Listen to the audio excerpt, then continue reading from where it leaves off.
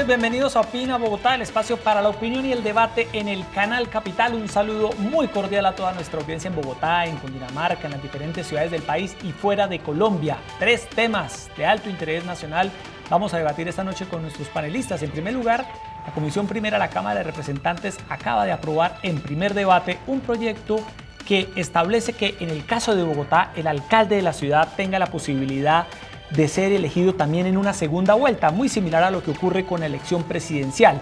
También hay una polémica en torno a un error que admitió la Corte Suprema de Justicia, que interceptó el teléfono celular del expresidente y hoy senador Álvaro Uribe Vélez por equivocación en medio de otra investigación.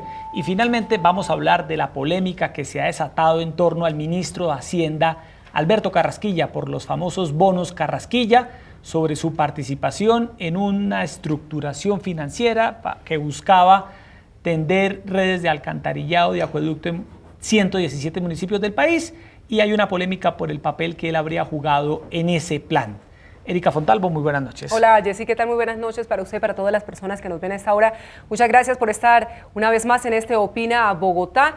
Y justamente en nuestra ciudad, en la capital del país, donde más de 5.700.000 personas estamos habilitadas para votar, distintos sectores políticos, académicos, económicos están demandando la figura de una segunda vuelta para legitimar al alcalde de la capital. Los recientes casos, solo para citar las 2 últimas elecciones que han generado una enorme polarización política en la ciudad, hablan por sí solos.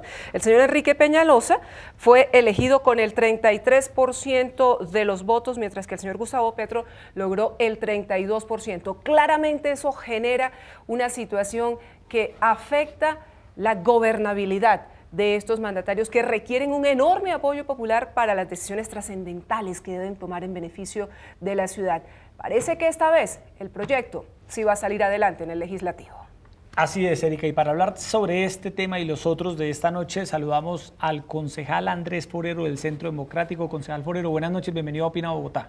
Sí, muy buenas noches, Erika, un saludo para ti, un saludo para todas las personas que nos están viendo y pues naturalmente para el representante José Daniel que nos acompaña en la mesa. Así es, y también nos acompaña el representante de la Cámara por Cambio Radical, José Daniel López, uno de los promotores de este proyecto que establece la segunda vuelta en Bogotá. Representante, buenas noches. Erika, Yesid, buenas noches. Un saludo muy especial para Andrés y para todos los televidentes. Bueno, iniciemos con usted porque usted es uno de los autores, junto con el representante Juan Carlos Lozada, de este proyecto que tuvo ya su primer round en la Comisión Primera y sorteó el primero de 8 debates, ¿no, Erika? ¿Por qué establecer la segunda vuelta en el caso de Bogotá? ¿Cuál es la necesidad? ¿Qué creen ustedes que es lo que está pasando y que se debe acabar con este proyecto? Vea, Yesid, Bogotá tiene 8 millones de habitantes. 5.700.000 están habilitados para votar. Y no puede ser que nunca en la historia hemos logrado elegir un alcalde con más de 1 millón de votos.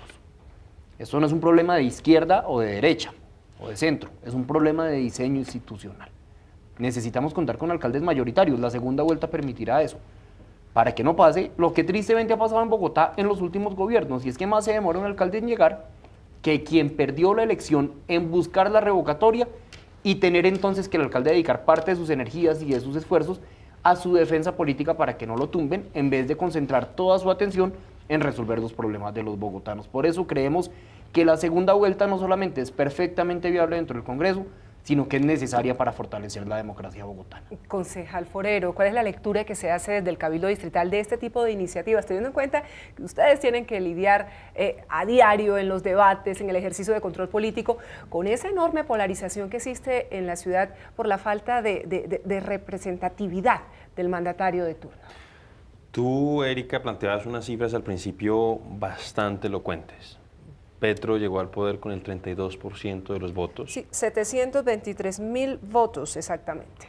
Peñalosa con el 33%, que eran más o menos unos 900.000 votos. Y efectivamente eso puede generar cierto vicio o puede minar la legitimidad de ese gobierno, porque pues si uno lo mira en términos absolutos, más allá de la abstención que haya, por lo menos del universo que participa en las elecciones, pues uno ve que el 68 o el 67% de las personas que decidieron salir ese día a las urnas, pues no votaron por esa alternativa de poder, por esa alternativa política. Entonces ahí yo coincido con el representante al plantear que es una forma interesante de mejorar la legitimidad de la persona que vaya a detentar el poder en Bogotá durante los próximos 4 años. Una cuña histórica.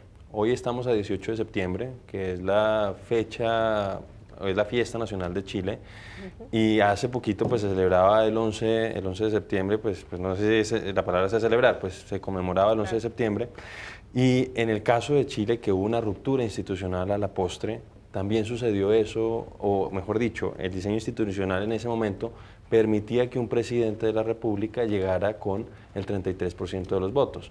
Y más allá de todo lo que pasó después, del golpe que dio Pinochet y eso, pues precisamente, pues yo sé que en Bogotá afortunadamente no estamos en una situación de polarización tan significativa como la que vivió Chile en ese momento, en los años 70, pero en ese momento ese mal diseño institucional, pues finalmente terminó desembocando pues en una crisis que terminó en una dictadura. Entonces, lo digo a propósito de la necesidad de buscar diseños que le den mayor legitimidad a un gobierno, sea el que sea, tenga la tendencia política que tenga. Antes fue Gustavo Petro, ahora es Enrique Peñalosa, y como decía el representante, hay que buscar ese diseño que permita que los bogotanos tengan un alcalde que cuando se siente en el Palacio de Líbano tenga toda la legitimidad para gobernar la ciudad. ¿Usted está de acuerdo con ese proyecto? A mí me parece que es interesante, pero le quería plantear a José Daniel 2 cuestiones.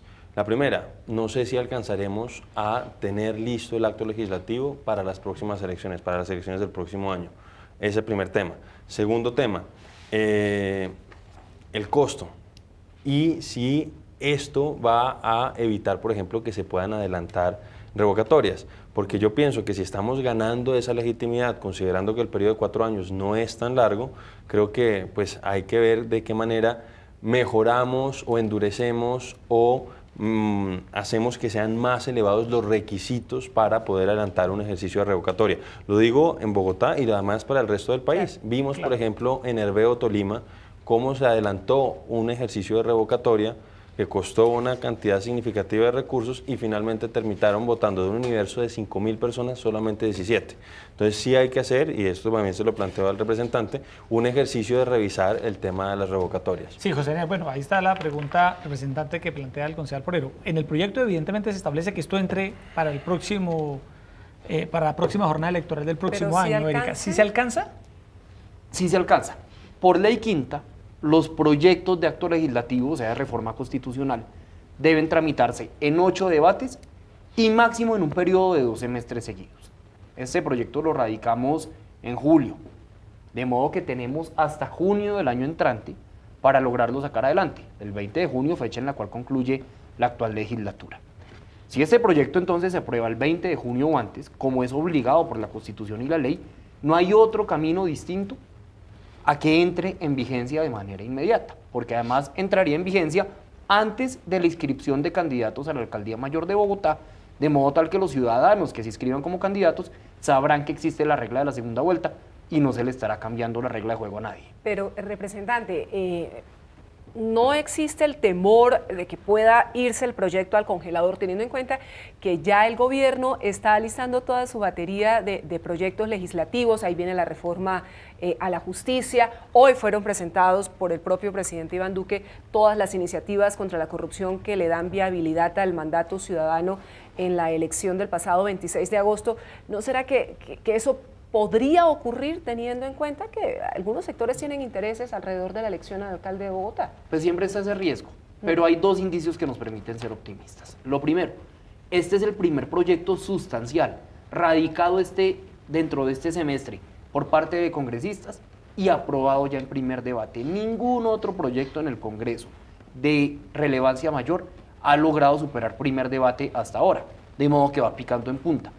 Y lo segundo es la unidad y el consenso que hemos logrado.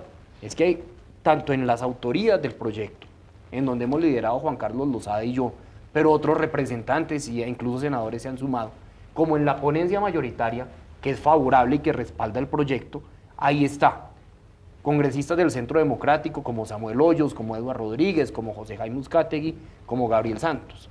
La bancada de Cambio Radical, la bancada del Partido Liberal, los conservadores con Juan Carlos Wills, el Partido Mira con Irma Luz Herrera, el Partido Colombia Justa y Libres con Carlos Acosta.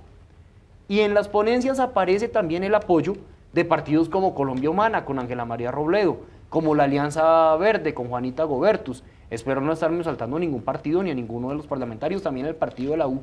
¿Y por qué digo esto? Porque en una ciudad tan polarizada, que logremos que un proyecto cuente con el respaldo de todo el espectro de fuerzas políticas para primer debate, es un mensaje que nos deja más que optimistas frente al trámite de este proyecto. Pero un punto que planteaba muy importante el concejal Forero, el costo. Evidentemente, claro, una segunda vuelta implica que la registraduría, el Ministerio de Hacienda, las autoridades giren unos recursos. ¿Hay algún cálculo, representante de esta iniciativa? 3 semanas después, porque se plantea como si fuera la misma figura. Sí, la misma figura de la elección presidencial. ¿Cuánto costaría?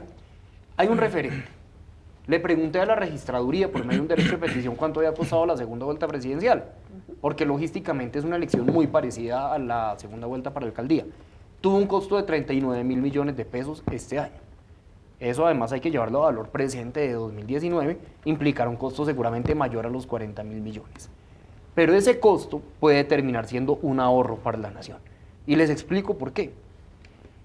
¿Qué pasa si un alcalde elegido de manera minoritaria, como han sido los últimos alcaldes, se va a revocatoria? Que hay que incurrir en el costo de la revocatoria, que es el costo de una segunda vuelta, más el costo de la verificación de las firmas. ¿Y qué pasa si el alcalde termina siendo revocado? Que hay que duplicar ese costo para efectos de realizar la nueva elección de alcalde mayor de Bogotá. Entonces, con el auge de las revocatorias, con la reciente flexibilización de sus requisitos, es perfectamente posible que próximos alcaldes sí tengan que enfrentar procesos revocatorios que podrían ser ahorrados por medio de la segunda vuelta para el alcalde de Bogotá. La idea es segunda vuelta y que no haya trámites de revocatoria en Colombia. Y era eso, Yesid, lo que yo planteaba. Porque, ¿pero eso está planteado en el proyecto? No. No vamos a tocar la figura de la revocatoria, pero lo cierto es que un alcalde elegido con 2 millones de votos es mucho menos propenso a una revocatoria del mandato que uno elegido con 700.000. Pero igual, concejal Forero, si la ley de la participación ciudadana sigue como está y la figura de la revocatoria, Erika, se mantiene como está, el alcalde, así sea elegido con el 60% de los votos, puede estar en trámite de revocatoria. Una cosa a la otra, concejal Forero, y representante López puede generar suspicacias también en muchos sectores. Yo lo que planteaba era precisamente en el marco de lo que ha dicho el representante, que es, por ejemplo, buscarle a la ciudad el ahorro de un eventual proceso revocatorio que resulte o no resulte. Insisto, y sin meternos hoy por hoy en lo que fue el debate de hace unos meses. Yo pienso que las reglas de la revocatoria eran claras y pues se tuvo que haber surtido el proceso. Pero tal como lo está planteando el representante y tal como imagino que se está discutiendo en esta nota en la Cámara, uno lo que ve es que si se gana en legitimidad, uno sí debería buscar la forma de hacer más exigentes los requisitos para adelantar un proceso revocatorio. Lo digo por un caso significativo que es el de Herbeo.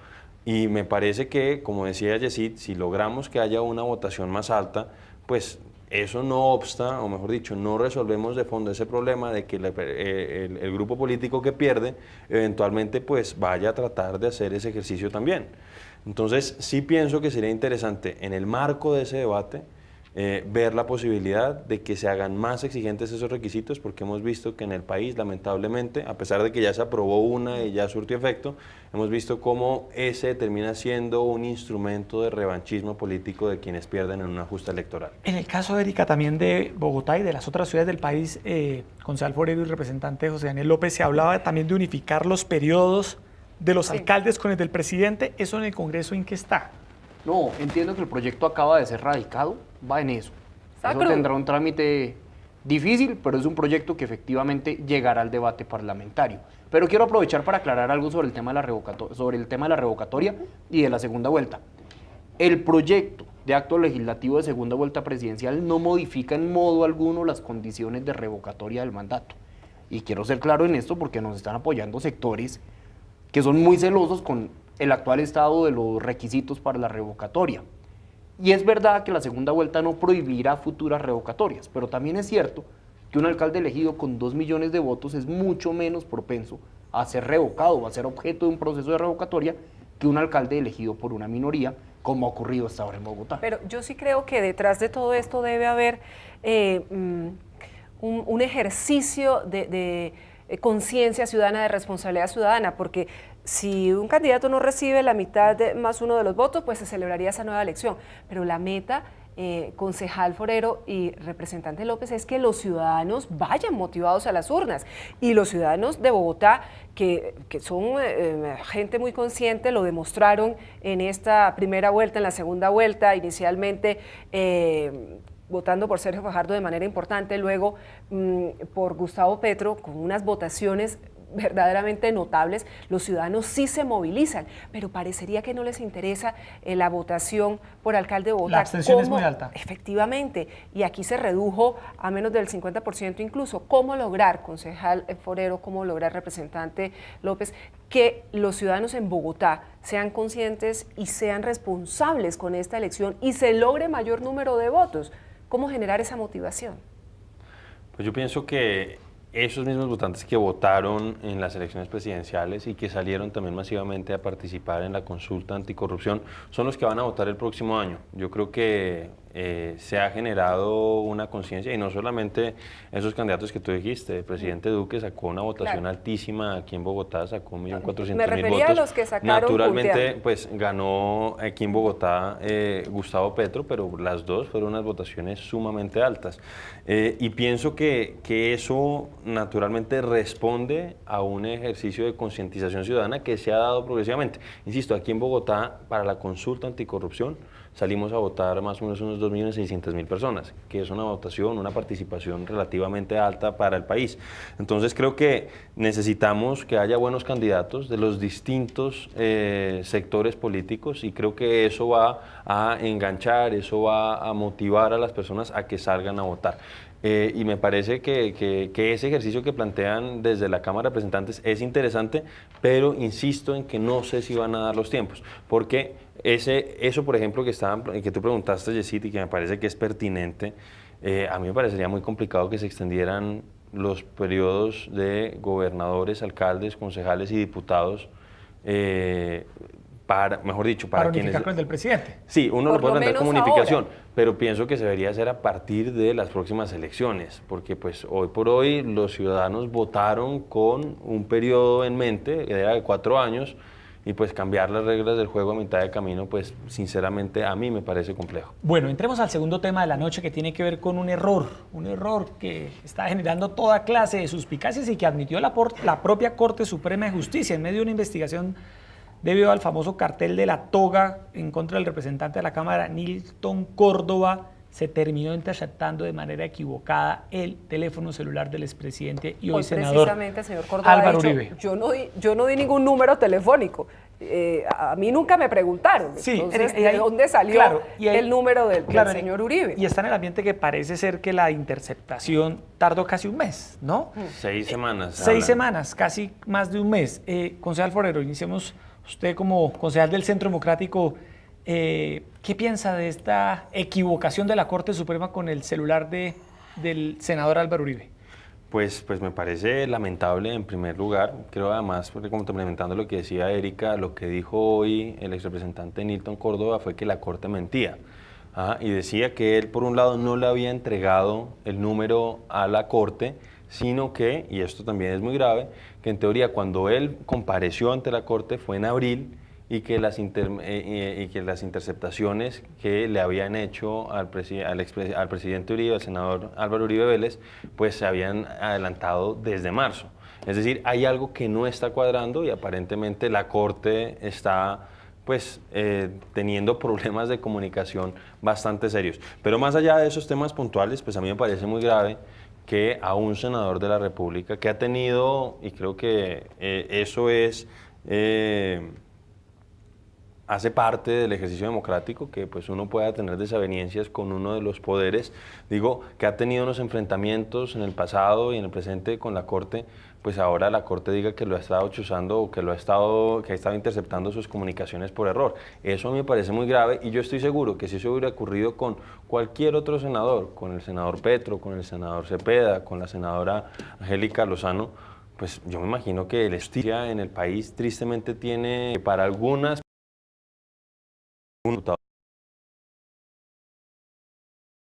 de Raúl Reyes, decían que supuestamente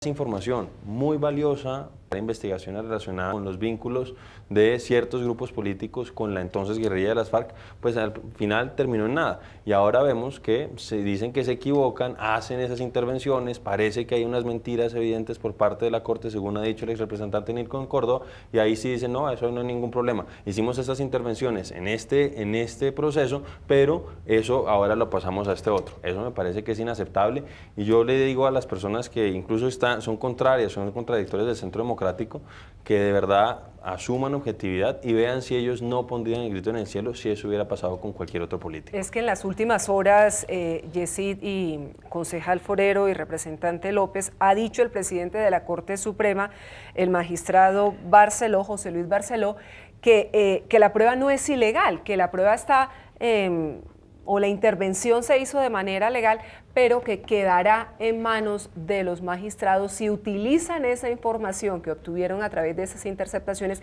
en el proceso, claramente no del señor Córdoba, porque nada tiene que ver, sino en el propio proceso que se adelanta por presunta manipulación de testigos contra el actual senador Álvaro Uribe. Para muchos sectores es hilar muy delgado. Representante López, ¿usted cómo lo ve? Pues yo creo que esto es al menos una desafortunada coincidencia. Yo parto de creer en las instituciones, de creer en la buena fe de la Corte Suprema de Justicia, de sus magistrados. Y arranco por ahí. A propósito de la declaración del representante Nilton Córdoba diciendo que él no le pidieron un teléfono celular, es que yo creo que cuando la Corte Suprema o cualquier autoridad de instrucción intercepta un teléfono, no le avisa al investigado que le van a interceptar el teléfono. Faltaba más. Entiendo que llegan al teléfono del senador Uribe por medio de conversaciones sobre temas electorales que habían tenido el senador Uribe y el representante Nilton Córdoba. Adicionalmente, el senador Uribe hoy es objeto de unas investigaciones. De modo tal que en el marco de esas investigaciones, si la Corte quería oír las conversaciones de Uribe, pues lo podía hacer también por derecho propio a partir de esas investigaciones. Es decir, sí se debería utilizar esa información que recabaron a través de esas interceptaciones en el proceso que se le sigue al senador Uribe. Ahí valdría la pena, digamos, hacer una valoración jurídica sobre la legalidad de esas pruebas. Pero mi mensaje es, yo parto de la buena fe de la gente y en particular de la buena fe de las autoridades. Y en esa línea quiero resaltar la postura que asumió el senador Uribe, que es un actor central en esto, en donde lo asume de postura tranquila, se muestra absolutamente abierto a esas indagaciones, así no hayan sido premeditadas, y creo que eso es positivo y creo que eso fortalece la democracia.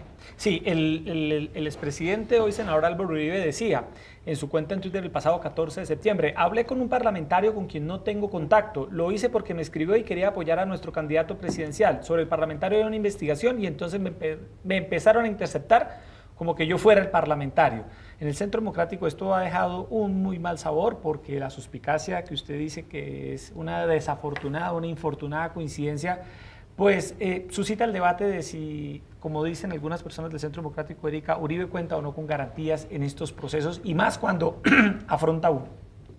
Pues sí, la verdad, pues yo decía antes que uno puede tener desavenencias, yo también soy una persona respetuosa a las instituciones, pero yo creo que uno puede tener desavenencias con alguna institución particular. Por ejemplo, lo que pasó la semana pasada con la Corte, que decía que se metía, por ejemplo, en las causales que puede tener o no un colegio para expulsar a ciertos alumnos, que se había encontrado unos alumnos que estaban teniendo relaciones sexuales en una aula de clase y la Corte pues se metió. Pues uno respeta lo que dice la Corte, pero no necesariamente tiene que estar de acuerdo. Entonces, en ese sentido, yo pienso que uno puede tener desavenencias con la Corte Constitucional, con la Corte, en este caso la Corte Suprema, antes de la Corte Constitucional. Pero en este caso, pienso que la verdad, sobre todo por todo el contexto que ha habido, donde uno ve, por ejemplo, que el senador Cepeda había pedido 21 veces solicitud para visitar a uno de estos testigos, finalmente terminó yendo 9. Entonces uno dice, ¿por qué el senador Cepeda sí puede ir a visitar a estos testigos y en cambio pues tratan de ver que las visitas que pueda haber tenido alguna persona relacionada con el expresidente Uribe sí tenía algo negativo o algún interés delictual? Entonces uno sí ve que ha habido lamentablemente un manejo que uno ve que no hay imparcialidad total por parte de la justicia, y esto que sucede pues creo que hace que sobre todo el público, la opinión, pues considere que no se le están dando garantías al expresidente. Porque, insisto, si esto le hubiera pasado a cualquier otro senador, a un senador de la oposición, que le hubiera pasado, por ejemplo, al senador Petro, que le hubiera pasado al senador Cepeda, y que le hubieran dicho, no, qué pena, estuvimos en este caso interceptando por error sus comunicaciones, pues yo creo que hubieran puesto, y con toda razón, un grito en el cielo. Y además uno ve con preocupación que no solamente hubo esas interceptaciones, sino que además empezaron a filtrarlas a los medios de comunicación. Vimos cómo hubo un periodista que empezó a tener acceso a toda esa información, que entonces parece que fue una información obtenida, dicen ellos, por error. Digo además por error porque, pues listo, puede ser que la primera vez que oyeron al expresidente Uribe, pues dijeran, oiga, qué raro, pero yo creo que el expresidente Uribe tiene una de las voces más reconocidas del país. O sea, no es que me estuvieran grabando a mí o al representante José Daniel, que posiblemente no se hubieran dado cuenta, pero pues el expresidente Uribe creo yo que es una persona, pues lo imitan a la luciérnaga, todo el mundo conoce su voz, y cómo es posible que se hayan dado o se hayan demorado 6 semanas, más de un mes, en reconocer que, no era el exrepresentante Córdoba, era ese es el expresidente Uribe. Sin embargo, la corte dijo que al darse cuenta de que era el senador Uribe, suspendieron esas escuchas, pero adicionalmente... Pero entregaron, mejor dicho, claro, pero hicieron un traslado de las interceptaciones, de los registros que habían tenido, lo hicieron de ese proceso, lo hicieron al otro, que es ahí donde también, como decía José Daniel, uno puede plantear pues, un tema jurídico. Sí, es una prueba legal, es una prueba legal, porque ellos no hacen interceptaciones ilegales ahora que está tan de moda este tema de las chuzadas. Pero adicionalmente el representante a la Cámara, Ricardo Ferro, ha radicado en la comisión de acusación una denuncia en contra de los magistrados de la Corte Suprema, lo que claramente, por este caso, no para que se investigue realmente qué fue lo que pasó alrededor de estas interceptaciones, lo cual evidentemente a juicio de muchas personas dice, bueno, todo esto genera mucho más ruido y mucha más complicación y atiza más el fuego frente a esas desavenencias de las que habla el concejal Forero en torno a lo que pasa entre Álvaro Uribe y la Corte Suprema de Justicia, representante. Yo creo que a este tema, Erika, hay que meterle objetividad. Es verdad que es absolutamente desafortunado que hayan chuzado de manera equívoca al senador Uribe, más tratándose de la persona que es y de lo que representa para el país y de lo que significa en el Congreso. Eso es verdad. También es verdad que la Corte Suprema le debe una explicación al país y debe contarnos por qué se dio esa equivocación y, como lo decía el concejal Forero, por qué esa equivocación se prolongó a lo largo del tiempo. Porque uno se pregunta, excúseme, ¿a cuántos más no estarán chuzando de manera equivocada?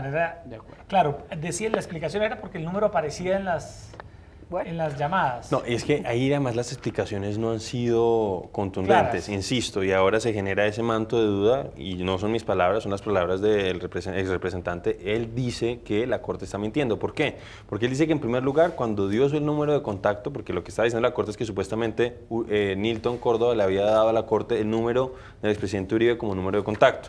Él dice, primero, no lo hice, y segundo, cuando yo comparecí ante la Corte fue en abril y las interceptaciones se habrían dado antes. Es decir, no calzan los tiempos, hay una situación confusa que, insisto, la Corte tiene que salir a explicar de manera satisfactoria. Excúseme, representante, lo interrumpí.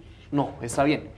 Entonces, dicho lo anterior, señalando que esto es una equivocación y que debe explicarse frente al país, yo vuelvo al mismo punto, y es que debemos fortalecer nuestras instituciones, darles el beneficio de la duda y permitir que expliquen. Si esto da lugar a investigaciones en la Comisión de Acusaciones de la Cámara, pues bienvenidas son, pero lo más importante es las garantías procesales para el senador Uribe y las garantías de no repetición de este tipo de errores, ambos temas que están en cancha de la Corte Suprema de Justicia.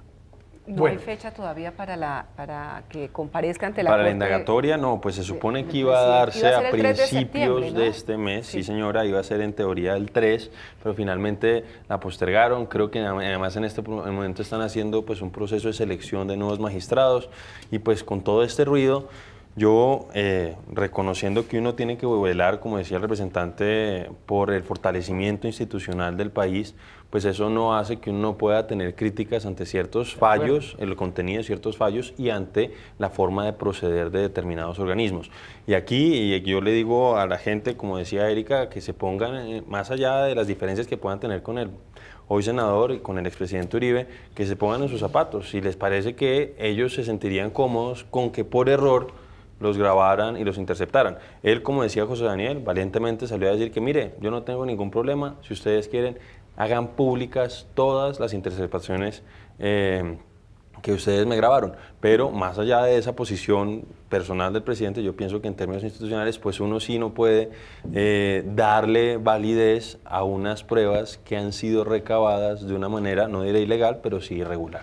Bueno, y el tercer tema tiene que ver con el ministro de Hacienda, Alberto Carrasquilla. Ha estado en medio de una polémica luego de una columna del periodista Daniel Coronel en la revista Semana, que planteó el famoso tema de los bonos de agua o bonos Carrasquilla. Algunas personas señalan que el ministro, si bien es cierto no habría incurrido en ningún delito, por lo menos debería responder por un comportamiento, Erika, desde el punto de vista ético. Fue un proyecto que se tramitó cuando él era ministro de Hacienda en el gobierno de Álvaro Uribe, unos bonos que le permitían a los municipios a través del Sistema General de Participaciones adquirir una deuda para poder invertirlos luego en redes de acueducto y alcantarillado. El balance es que de esa deuda no quedaron en la mayoría de los municipios las redes de acueducto y alcantarillado y sí unas tasas de interés muy altas. Y que luego de su salida del ministerio, a partir de esos cambios legislativos,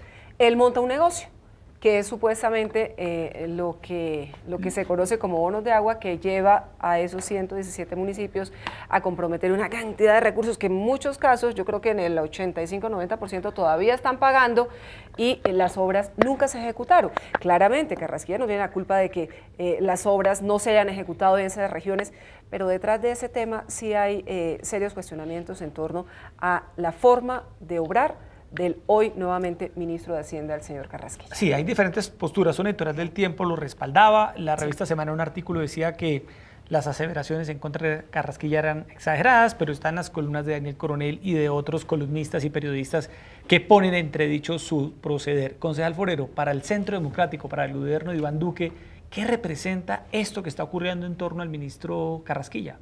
Pues esta es una polémica que viene de tiempo atrás, y así como muchas veces pasa con el expresidente Uribe, que hay polémicas que ya habían sido en cierta manera resueltas, que ya había habido explicaciones satisfactorias, pues vuelven a traer a colación, pues naturalmente por la coyuntura, por temas de carácter político. Porque él llega al cargo, es que llega al cargo, está en el foco de la opinión. Y uno ve que este ejercicio, pues uno cuando hace un ejercicio de control político, por lo general se refiere a las acciones de los funcionarios en el ejercicio de sus funciones. Por lo menos es lo que yo he estado adelantando en el Consejo de Bogotá. En este caso, pues el senador Robledo, y está en su derecho, lo que ha planteado es que está haciéndoles un control político por lo que hizo cuando no era funcionario público. Eso en primer lugar. Creo que más allá de lo que vaya a resultar de todo esto, yo pienso que el ministro Carrasquilla tiene que dar las explicaciones y las va a dar. Creo que algo que debemos evitar en el país, a propósito de esto y a propósito de muchos otros temas, es la justicia mediática. Y uno ve con preocupación que salen algunas columnas con muchos errores, con muchas imprecisiones. Por ejemplo, en el caso de la primera columna que sacó Daniel Coronel, él citaba al senador Robledo, hay que decir que lo citaba, y decía que supuestamente el ministro Carrasquilla se había visto favorecido porque había tenido una tasa de captación, creo que era de 8 y una tasa de colocación de 11, entonces se había ganado una diferencia de 3% y que eso significaba 14.000 millones de pesos al año, y pues después el ministro aclaró que él no había recibido recursos, que él lo que había hecho era estructurar todo un esquema de financiamiento, pero que él no se había ganado, entre comillas, esa diferencia, ese spread financiero. Entonces, ya ahí, por ejemplo, había una imprecisión, que uno pues quiere que haya un periodismo responsable. Otra cosa, que por ejemplo Paola Ochoa en una columna del día de ayer en El Tiempo, pues le cuestionó, y que uno ve que por lo general Daniel Coronel en sus columnas hace llamados telefónicos a las personas sobre las que está escribiendo, y en este caso Daniel Coronel no hizo ninguna llamada al exministro Carrasquilla. Se plantea que supuestamente las tasas eran leoninas. Yo pienso que eso puede ser objeto de discusión, pero hay que recordar también que en ese momento en el país los municipios tenían cerradas las fuentes de financiamiento porque la década anterior habían tenido un proceso financiero bastante delicado. Tú decías lo de los 117 municipios, 30 hoy cuentan con un sistema de acueducto y alcantarillado. Es verdad, hay otros que no, pero yo creo que sí, que pudo haber problemas en la estructuración, que se va a haber exigido por parte del estructurador que hubiera algún tipo de control frente a la ejecución de esos recursos. Claro, que hubiera ya ciertos estudios de factibilidad de lo que se iba a hacer, pero, y ahí yo pienso que tú planteabas, Erika, algo que es cierto, pues el ministro tampoco puede ser responsable de lo que pasó después, porque pues se crea esta figura, se generan las posibilidades de que se hagan, y si después los alcaldes de esos municipios decidieron malversar esos recursos, pues uno no puede responsabilizar al ministro por lo que sucedió. Uno sí puede decir, oiga, usted lo hubiera podido estructurar de mejor manera, pero en ningún caso decir que se enriqueció a cuenta de la pobreza de los municipios. ¿Qué ve usted en este tema? Es verdad lo que dice Andrés, no hay que linchar al ministro de Hacienda, pero es que acá hay unos problemas muy delicados que más que legales son de orden ético. Básicamente a Carrasquilla se le está cuestionando 4 cosas. Lo primero, que en su cargo impulsó una reforma constitucional que a la postre lo benefició. Que la impulsó para beneficiarse posteriormente, imposible de probar y seguramente no.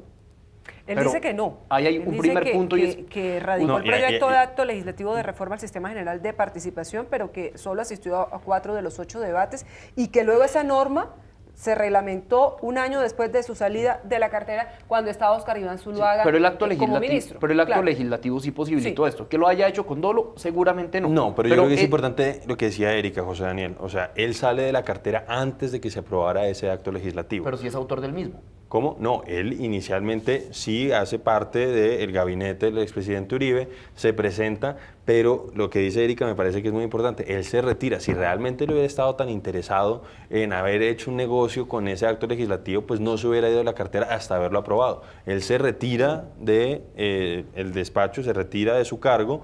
Como dice Erika, un año después es que se reglamenta, y ahí pues él interviene para estructurar un negocio con una reglamentación que aplicaba para todo el mundo. No, por eso digo, seguramente no lo hizo con la intención o con el plan maquiavélico de beneficiarse de manera posterior. Pero lo primero es eso. Lo segundo es que se le acusa que por medio de ese acto legislativo indujo a error a los municipios, porque estamos viendo las consecuencias. De hecho, cuando Germán Vargas llega al Ministerio de Vivienda y posteriormente Luis Felipe Henao, tienen que diseñar y ejecutar un plan de salvamento a los 117 municipios que costó 495.000 millones de pesos. Ese es el segundo punto. Tercero, el ministro Carrasquilla deja de ser ministro de Hacienda, se va al sector privado y en el sector privado ejerce una intermediación legal, pero cuestionable éticamente. No es intermediación, es estructuración. Que a la postre termina generándole unos ingresos a partir de una norma que en su acto legislativo él ayudó a impulsar. Y cuarto, hay unos cuestionamientos que plantea Coronel sobre el flujo de esos dineros por medio de Panamá. Hay unas dudas de si eso fue declarado o no declarado. ¿Cuál es la conclusión al final del día de este tema? Uno, que los municipios sí salieron perdiendo. Hay 30 municipios donde se entregaron las obras, pero no son funcionales. 46 que cuando llega la auditoría del Ministerio de Vivienda no tenían obras terminadas. 40 municipios con los proyectos siniestrados o sin ejecutar, lo cual conduce a Vargas y posteriormente a Henao a desarrollar el plan de salvamento que se termina poniendo en marcha. ¿Cuál es el mensaje acá? No sé si acá haya lugar a responsabilidad judicial. Sería difícil afirmar que el ministro Carrasquilla incurrió en un ilícito, pero acá sí tenemos un problema de responsabilidad política. Pero debe dar un paso al costado el señor Carrasquilla cuando el país está necesitando una serie de reformas financieras, como ya lo ha anticipado el propio presidente Iván Duque, y todas estas semanas llevamos hablando de este tema de los bonos Carrasquilla, de los bonos de agua, y no hemos avanzado en los temas de fondo. Vienen dos temas que van a ser sustanciales para la continuidad del ministro Carrasquilla. Lo primero es la posibilidad que se realice un debate de moción de censura. El debate de hoy es de control político, pero no implica una votación que eventualmente genere la salida del cargo del ministro. Y lo segundo, que va a ser un tema complejo, es el tema de la reforma tributaria.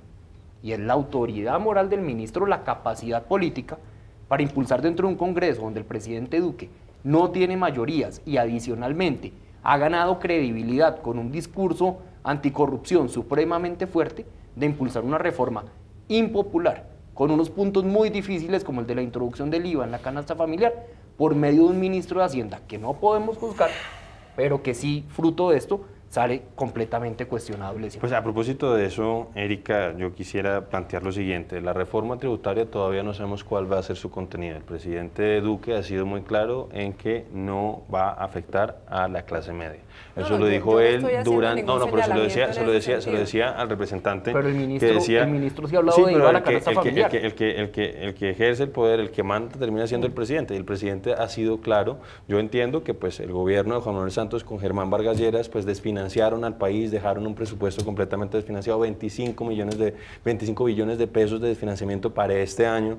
Vemos que hay algunos programas sociales que en este momento tienen serios problemas financieros. Y yo entiendo, Germán Vargas Lleras y el señor Juan Manuel Santos, pues era su vicepresidente, pues hicieron una fiesta durante las vacas gordas, no dejaron recursos para las vacas flacas, y hoy por hoy pues hay que revisar de qué manera y con ingenio y con creatividad. Eso es un hecho. Se nos viene una reforma tributaria que revisar, o ley de financiamiento, como usted la quiera llamar. Sí, pero entonces lo que yo quiero decir es, todavía no se sabe cuál es el contenido. Yo pienso que no se deben hacer especulaciones, sobre todo después de lo que ha dicho el presidente Duque. Después de que el presidente Duque intervino y dijo cuál iba a ser como la directriz y los lineamientos que iba a tener la reforma, el ministro Carrasquilla no volvió a decir nada relacionado con temas de la reforma tributaria. Entonces, eso en primer lugar. Y en segundo lugar, volver a insistir, no se pueden hacer ejercicios de linchamiento mediático. El ministro había salido de su cartera antes de que se aprobara el acto legislativo.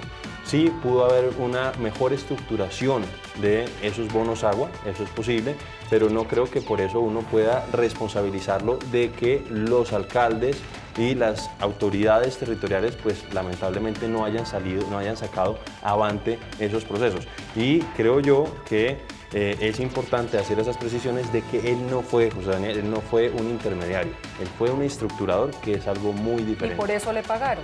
No, sí le pagaron, sí, no, eso sí le pagaron.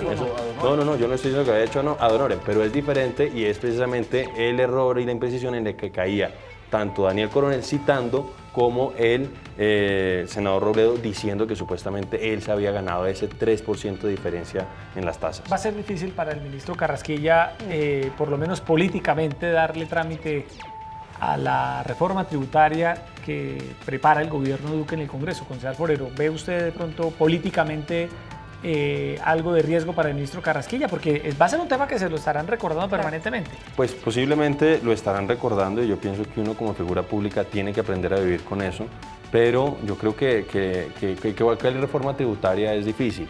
La reforma tributaria anterior, que contó con la conciliación por parte de Cambio Radical, pues fue una reforma que pues decían que iba a resolver los problemas de financiamiento del país en largo plazo y lamentablemente eso no ocurrió. El presidente Duque ha buscado una forma distinta de gobernar. Nosotros sabemos cuál era el estilo del doctor Juan Manuel Santos, pero vemos que el presidente Duque busca otra forma. Vamos a ver de qué manera pues se da un trámite a una reforma tributaria, insisto, que todavía no tenemos claro cuál va a ser su contenido. Y es que va a ser muy difícil para Carrasquilla manejar el tema ahora que se ha señalado que la muy cuestionada Interbolsa le metió 150.000 millones de pesos a este tema de los bonos agua, como para hacer mucho más complejo este escenario y las explicaciones que él tiene que dar o que está llamado por muchos sectores políticos a que dé frente a este caso. Bueno, se nos acaba el tiempo con representante Sener es muy puntual, que nos está alzando la mano. No, gracias, Jessy. Como en el Congreso, ¿no? Eso se llama un derecho a réplica. Un derecho a réplica. No, muy rápidamente. Digamos, quedamos preocupados y el ministro Carrasquilla no solo tiene estos cuestionamientos, sino que es desautorizado en sus afirmaciones públicas por parte del presidente de la República. Todo el país supo que el ministro Carrasquilla habló de IVA para la canasta familiar, y si eso no aparece en el proyecto de reforma tributaria, pues estaremos ante una desautorización. Y creo que en este ejemplo y en el tratamiento de este tema tenemos un ejemplo claro del reto que tiene el gobierno y el partido de gobierno ahora, que es pasar del partido de oposición, que lo eran hasta el 7 de agosto, a un partido de gobierno más que un partido de retrovisor, que es lo que hemos visto en el Congreso, tanto por parte del gobierno como por parte del Centro Democrático. Hablaba el concejal Forero de una fiesta con los recursos del Estado. Una fiesta que en cabeza de Germán Vargas dejó 4.000 kilómetros de autopistas 4G construidas o en ejecución, más de 100.000 viviendas gratis. Entonces bien vale la pena que ese espejo retrovisor que se muestra para lo distorsionado se aplique también para un principio esencial del buen gobierno, que es construir sobre lo construido. Bueno, y ahí así está. debe ser, se debe construir sobre lo construido, pero uno también tiene que hacer un corte de cuentas. Uno tiene que decir, oiga, mire, recibo el Estado en esta situación, y es clarísimo, hay un déficit de 25 billones de pesos, y naturalmente pues el gobierno anterior, y eso no es espejo retrovisor, pues tiene que dar las explicaciones correspondientes. Concejal Forero, gracias por estar esta noche aquí en Yesid, Opina Bogotá y muchas Canal gracias. Capital. Lo mismo, Erika, representante José Daniel López, muchas gracias. Erika, Muchas Siempre. gracias. muchas Nos gracias. citamos Sacar para tiempo. una segunda parte, porque esto Así es, estaba ahí poniéndose muy bueno. terminó el desde debate en punto. punta, terminó el debate muy en punta, hay que volverlo a planear. A todos ustedes muchas gracias por estar con nosotros y nos vemos mañana una vez más, 8:30 de la noche aquí en Opina Bogotá, para analizar todo tema de interés para Bogotá y el país. Muy buenas noches. Gracias.